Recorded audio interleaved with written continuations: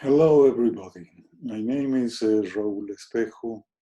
I'm the president of the World Organization of Systems and Cybernetics, and I welcome all of you in our online event to discuss social cybernetics in today's world.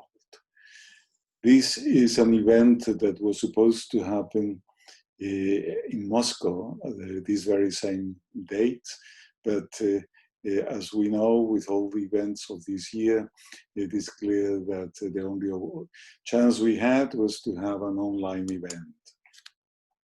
In fact, for the past 2 years, WOSC has worked with the Russian Academy of Sciences, organizing its 18th Congress. It was planned to take place, as I mentioned, in Moscow, the 16th to the 18th of September of this year. But COVID-19 forced us to postpone it to the 27th to the 29th of September 2021. So let's make the best of our online event, and we have worked hard to put us together in this event. When we talk about CyberSystemics, we are talking about essentially circular causality and feedback. Here we have a well-known engraving by Escher, where a hand is drawing itself in the two directions.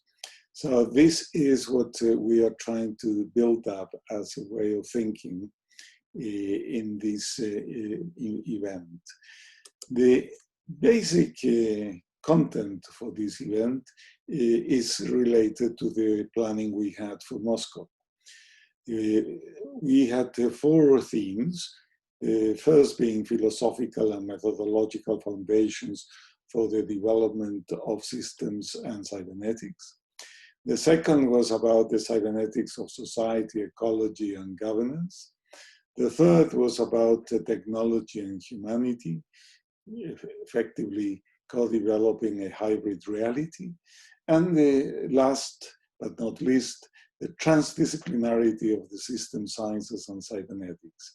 That is, developing new areas of knowledge based on invariances that we find in our world, in nature and society. So we are going to use these 4 themes as the main driving forces for the roundtables that we are going to have through the next 2 days. But we were clear that we couldn't actually just talk about something that was planned last year and the year before. We had to pay attention particularly to the events that we have been experiencing during this year. So COVID-19 is also a driving force for our conversations. We propose it as an underlying theme to debate them.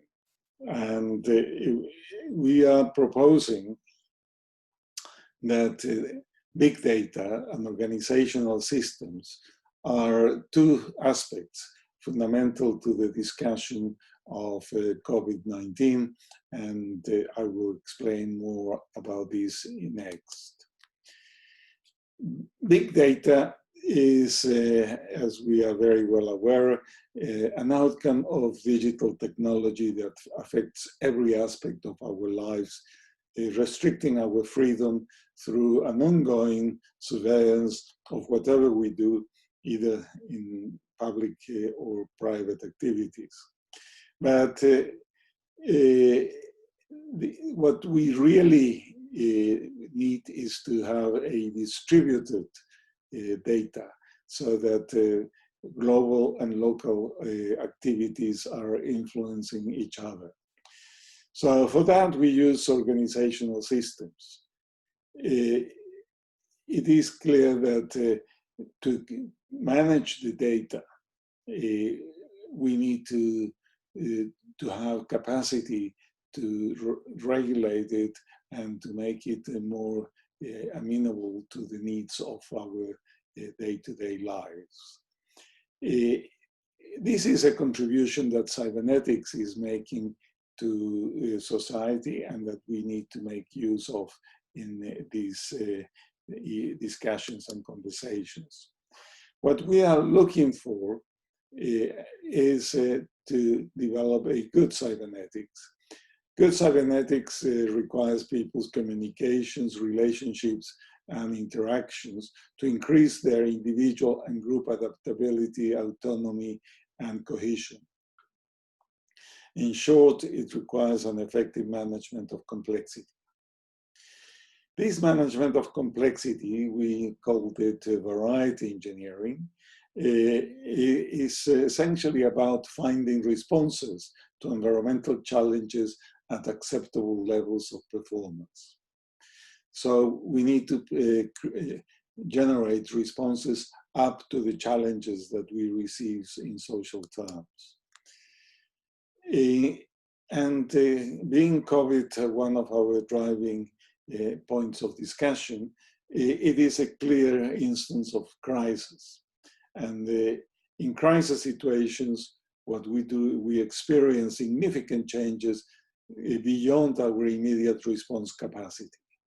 That is a characteristic of crisis, that we don't have a response capacity for certain events that happen in the world and affect our lives.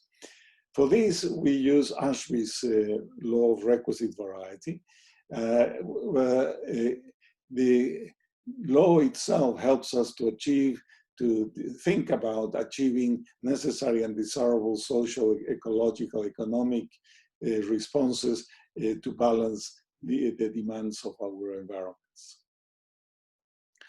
So what is clear that these are not only global challenges, they are global and local, in the sense that while we have been experiencing a global challenge, a global crisis, it is clear that it has been affecting every single aspect of our lives, from that level to the most local communities and the most local people at the level of our households. So now we have the need for responses at multiple levels of society. Now, what is the characteristic of the opposite to good cybernetics, that is a poor cybernetics, is that our resources are fragmented and they lack cohesion. So this is an aspect that is prevailing almost everywhere, that we use resources in a sort of fragmented way, and we have not managed successfully to bring them together in social concerns. And if we are going to have a good cybernetics, then I think we need to bring this together, all these resources, and create conditions for cohesive responses. One thing that we can recognize is that authoritarian approaches may help to control a crisis, but in the short run only. In the longer run, it is clear that the people are going to respond to these authoritarian approaches.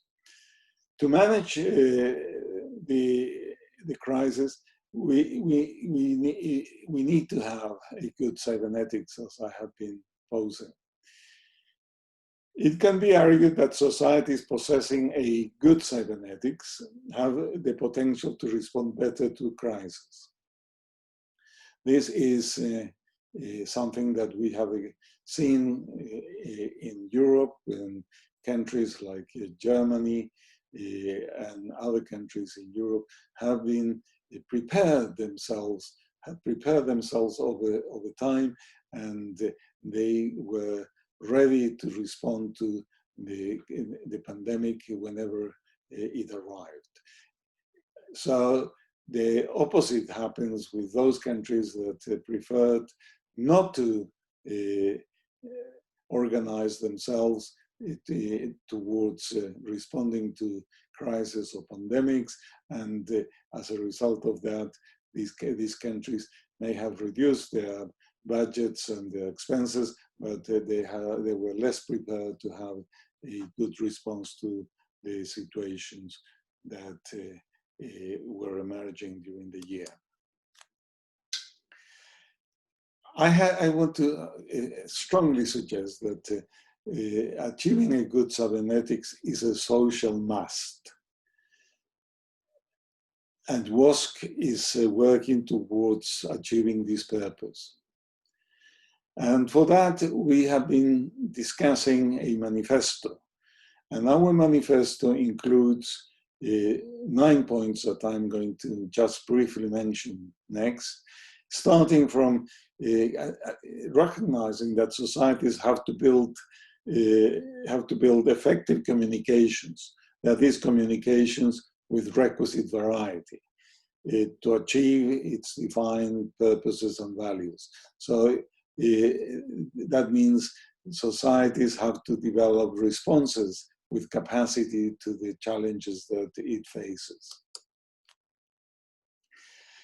And in this context of responding to the challenges, we need to have people with rights and responsibilities.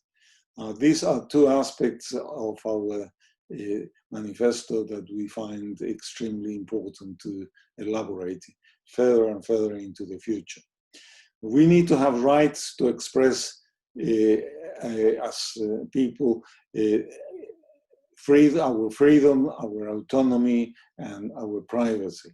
We need to avoid surveillance. We need to have the right to maintain ourselves as free, autonomous people. On the other hand, we have the responsibility to contribute to the creation, regulation, and production of a fair society, a fair social, ecological, and economic organizational system. And that is what requires us to explore further the ideas of what here I'm showing is the sort of basic paradigm that we use to support our debates about rights and responsibilities. This is the viable system model, which has been debated and discussed widely in multiple forms and shapes. So I will not go further into this. But what is particularly significant to this model and to the whole idea of rights and responsibilities is that we need to have societies that are communication societies rather than information societies. Citizens in the digital society should be more than information entrepreneurs. They should be communication entrepreneurs. And that is something that I will further explore. The messages exchanging people from their origin to their destination are not information bullets that go from the origin to the destination in an empty space. In fact, there are messages that cross the media, where all kinds of cultural and economic and social aspects are having an influence in the meanings that we attach to these messages.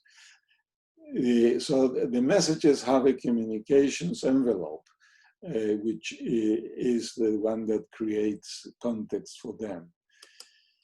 And that makes the whole process of communication and the whole process of communication management something that is a hugely complex process. So it is managing complexity that is characteristic to our societies. Digital abuses of freedom and privacy, as are often exercised by authoritarian societies and large digital enterprises, need to be replaced by socially and individually negotiated forms of complexity management. And that is what we call variety engineering. That is precisely the process of balancing challenges with adequate responses. That is what we call variety engineering. Now, what is important for us is that the resources that support these exchanges of messages, communications, and all of that need to happen in situations that have a very much distributed capacity to coordinate and manage situations rather than being driven by hierarchical structures. So we are proposing to go from the more traditional hierarchical structures that we know about into the heterarchical structures, which are based on socially managed common resources with an emphasis in integration and coordination. And finally, the ninth aspect of our manifesto is that our organizational systems should avoid the unilateral imposition of constraints to individuals' freedom and to organizations' autonomy. And for that, one of the aspects that we need to build up is some form of social contracts. And these social contracts should be at the global level as well as at the local level. So we need to negotiate with people at the government as well as with people in communities, and we need to negotiate locally what are the basic rights and responsibilities that we are going to accept and go and work for them. So based on this manifesto, we invite the cybersystemic community to reflect upon this world in crisis and make propositions towards a more cohesive, integrated, and fair world. We invite the participants to this event to offer through their reflections an agenda for WOSC 2021. And my invitation is that we all go together to construct this agenda. Thank you very much.